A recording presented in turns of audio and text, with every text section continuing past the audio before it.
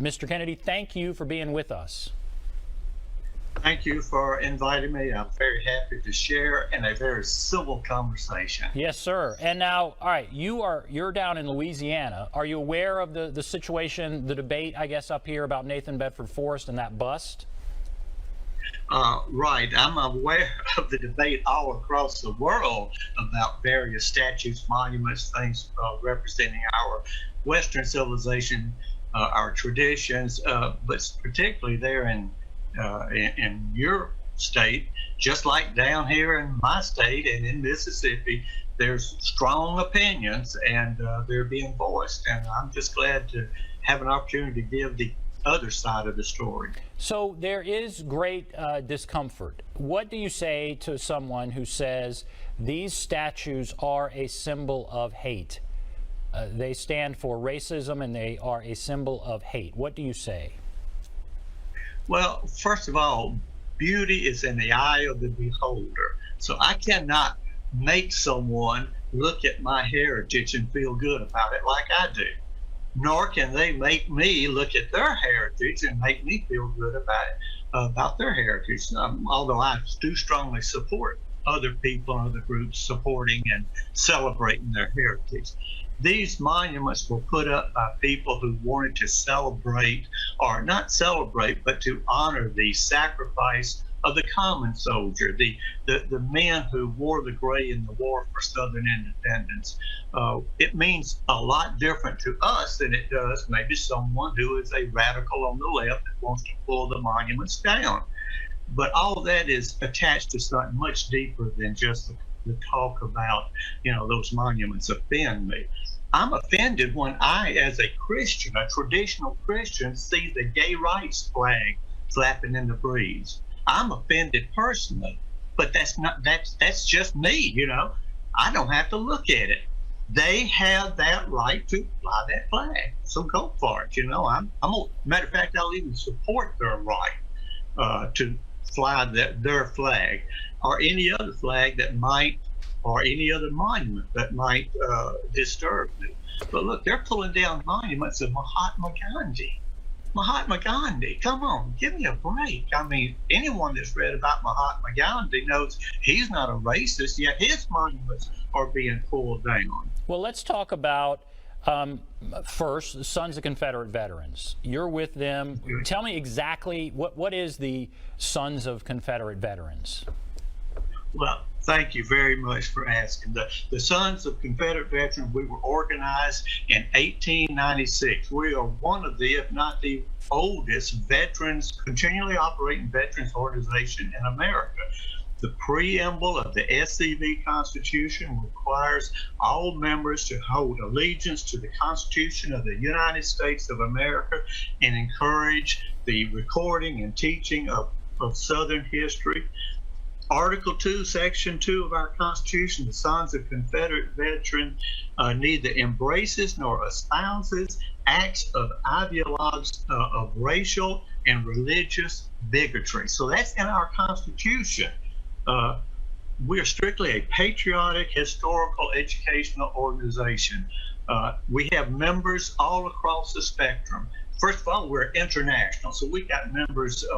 We've got members in Brazil. We've got members all over the place. But we have members of every ethnic group virtually in the world as part of our members. Obviously, the Scotch-Irish descendants of the South make up the bulk of it, but we have African Americans, we have Asians, we have Hispanics, we have a lot of Native Americans. So we have a broad spectrum of membership. So as I read what it says here in this information, you basically, so future generations can understand the motives that animated the Southern cause. The Southern Confederate Veterans is preserving history and legacy of those who fought in the war, so future generations can understand the motives that animated the Southern cause. Does that sound right? That's correct. And so what are the motives, I guess, that animated the Southern cause? Was the Civil War about slavery? But first of all, we can't even agree on a name, can we? Because Civil War is a totally incorrect name. The Civil War is a war in which two different parties are contesting for the ownership of the government of one nation. Ours was a war for Southern independence. It was the same thing motivated us that motivated the colonists when we seceded from the Union with Great Britain. And by the way, when we seceded from Great Britain back in 1776, every colony owned slaves. Matter of fact, the New England states were making huge profits off of the nefarious international slave trade. It wasn't the South. So, our motive was to get out from under a government that had become very oppressive to us. You may not, if you're not a history nut like me, you wouldn't know that, but Patrick Henry, the guy that said, give me liberty or give me death, Patrick Henry opposed the Union with the North. He opposed ratifying the Constitution. Why? Because he had dealt with them during the war as governor of Virginia, and he said, those people are different from us. We are the minority. They are the majority. They will control Congress. They will control the tax policy. They'll set tariffs and taxes and regulation that will despoil the South and make us servants to the North. And that's exactly what happened.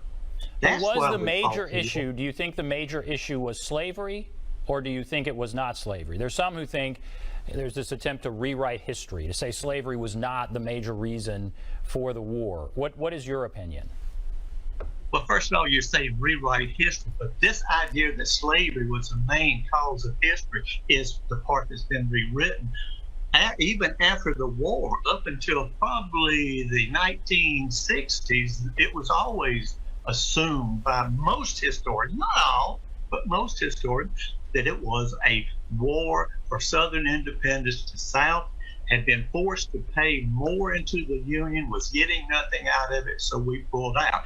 Now, did slavery have something to do with it? Of course it did. Slavery had something to do with the Revolutionary War.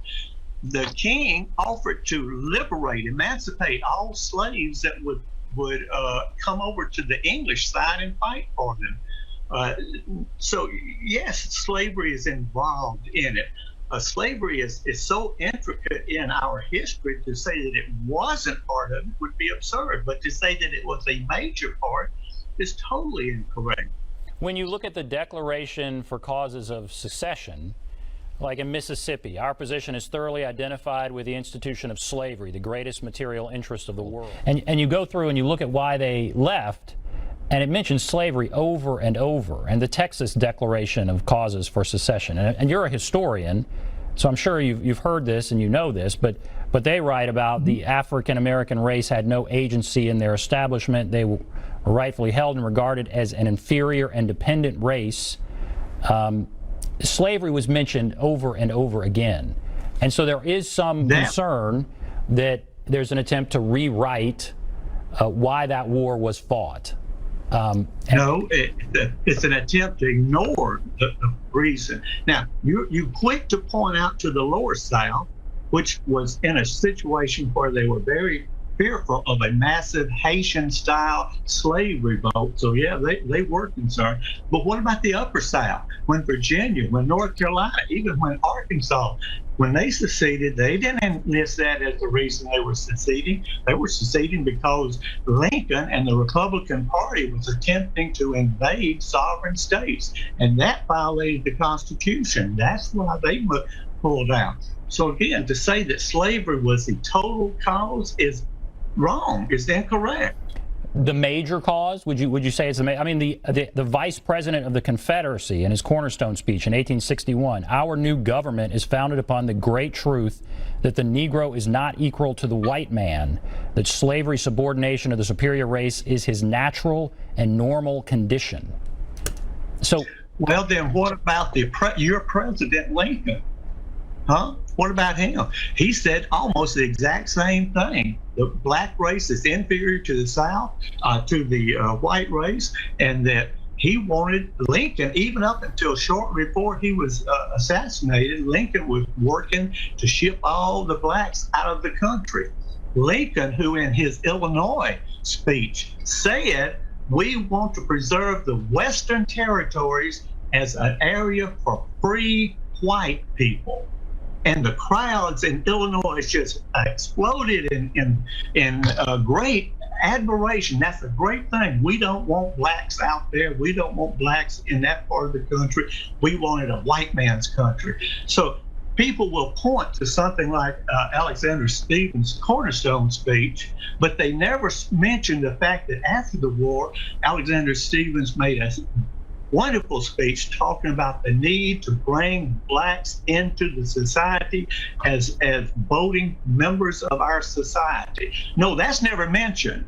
No, that's not mentioned. Why is it not mentioned? Because it runs against the Yankee narrative. Well, it may not be mentioned because during the time they were fighting the war, this would seem to indicate why they were fighting. He is the vice president of the Confederacy, and it's just, I think it's important to kind of understand why they were fighting as we discuss these monuments. And so I guess what I'm trying to figure out is exactly where you stand. You're saying it's not, slavery was a major reason or was not a major reason for the war? What would you say as far as slavery? Well, slavery was certainly part of the whole environment. The Confederate Constitution forbade the slave trade. So yes, slavery was certainly part of it, but the Confederate Constitution did not allow for continuing of the slave trade. But to say that slavery was the totality of the thinking of the people of the South, that is a great slander to the vast majority of my relatives and the people who wore the gray in the War for Southern Independence, who were not part of the plantation slave system. But these declarations of secession, is that a slander to the people of the Confederacy? The words in these declarations that mention slavery and the African American race, what about that? That is as strange to our ears as President Lincoln's speech, isn't it? It is strange, no doubt about it. And is it insulted in present contemporary society? Of course it would be. But again, the Lower South had been threatened over and over again by massive uprising of a Haitian-style uprising in which all white people, even those who did not own slaves, which was the majority, would be slaughtered. So yes, they were very afraid of the continuing provoking of a slave uprising, so that yes, they had to get out of it. But Governor Brandon of Mississippi, way back in 1820, made a speech in Mississippi legislature saying, look, slavery isn't evil. We must do everything we can to rid slavery from this state.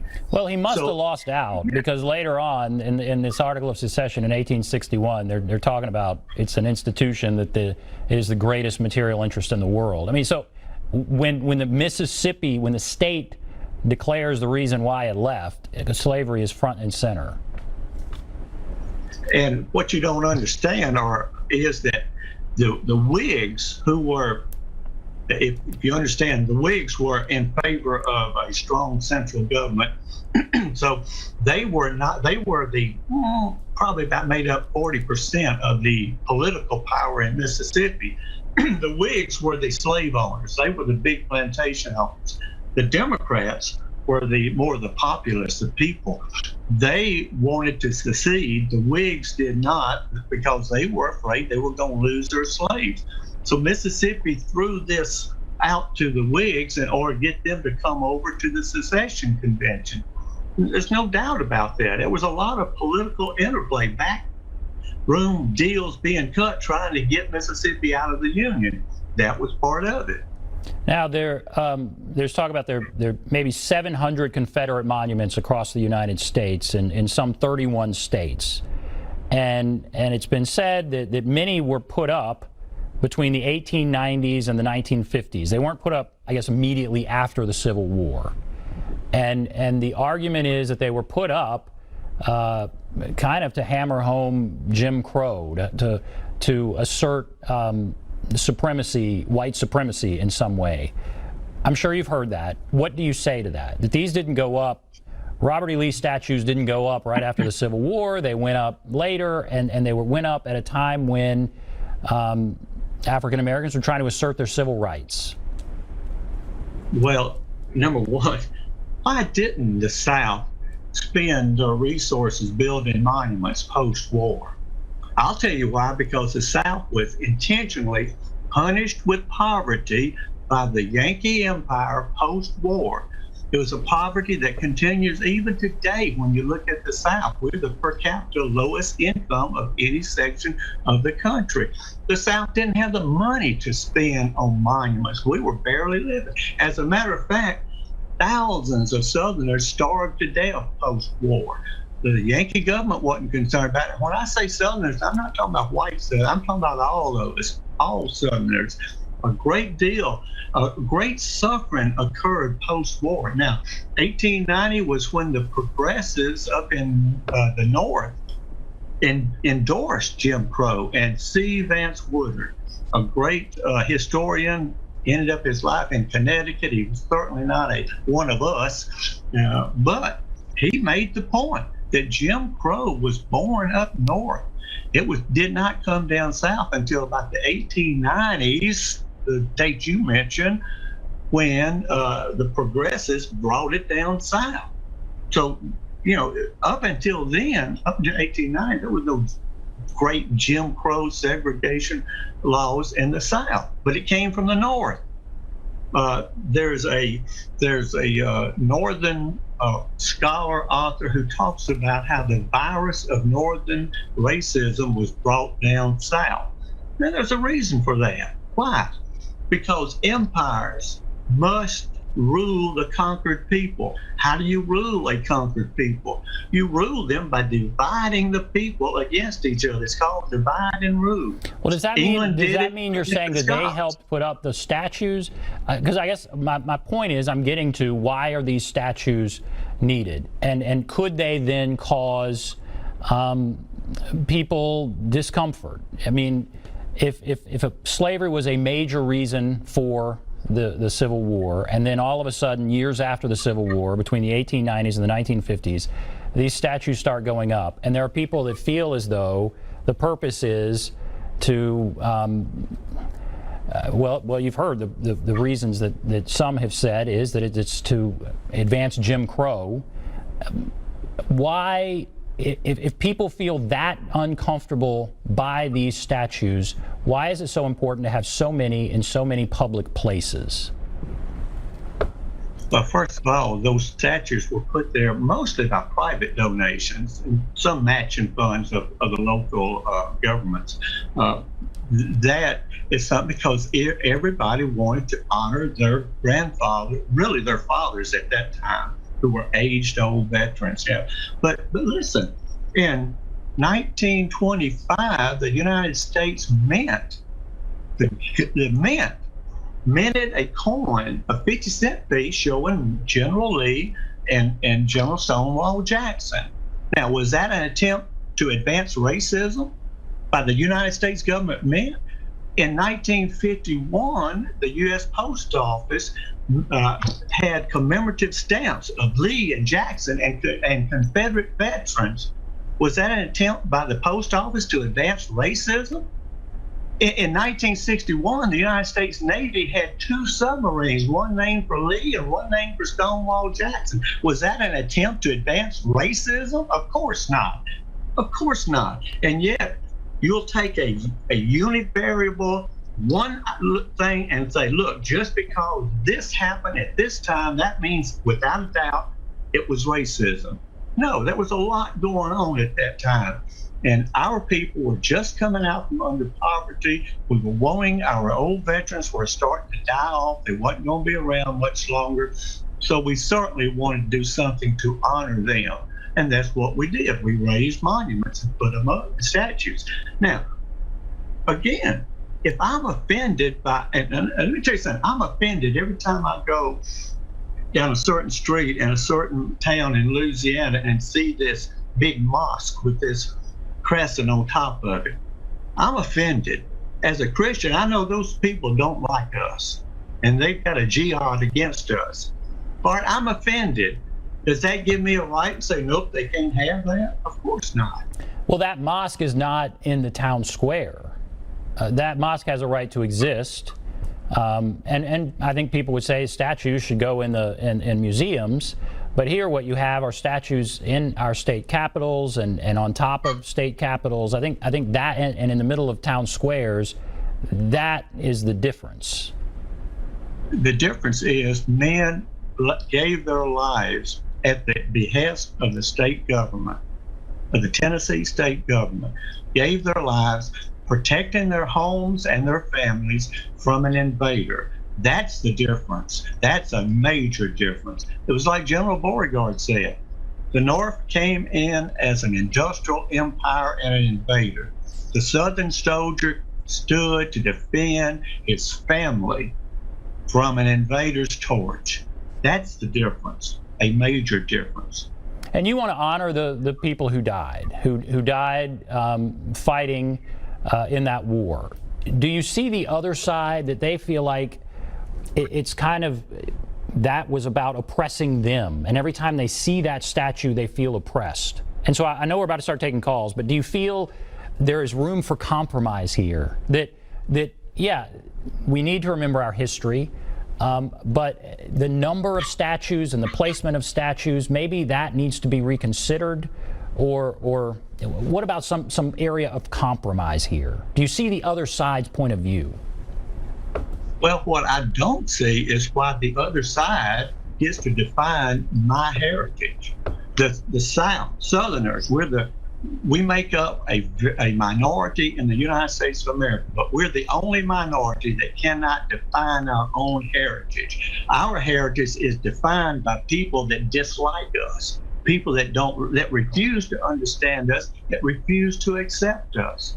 So yes, there's plenty of, in a democratic society, there should always be room for discussion and compromise. I once was asked, are you opposed to the folks in New Orleans changing the name of George Washington School? And I said, no. When that school was built, people who built it, it was probably built back in the 1920s. No, it was a different population. So if it changes, that's no problem. I don't have a problem with them changing that. They can name it after whoever they want to. What I have a problem with is that those same people will not allow us in an area that would like to honor General Lee to have a school named after General Lee. You see, all people are, it's like George Orwell, an Animal Farm. All animals are equal, but some animals are more equal than others. And the South is, those of us who love our heritage, we have no say in America. Well, you have a lot of statues up, and there are a lot of things named. I mean, it's kind of hard to say that you have nothing, because you clearly have a lot right now. But I guess the debate is, to what extent should they remain, and where should they remain? And we have to take a break because we've gone way over, and we have a lot of calls. But thank you for talking to us. Okay, we're going to take a break. If you're on the line, hold on. We'll get to your call. Take a break. Be back right after this.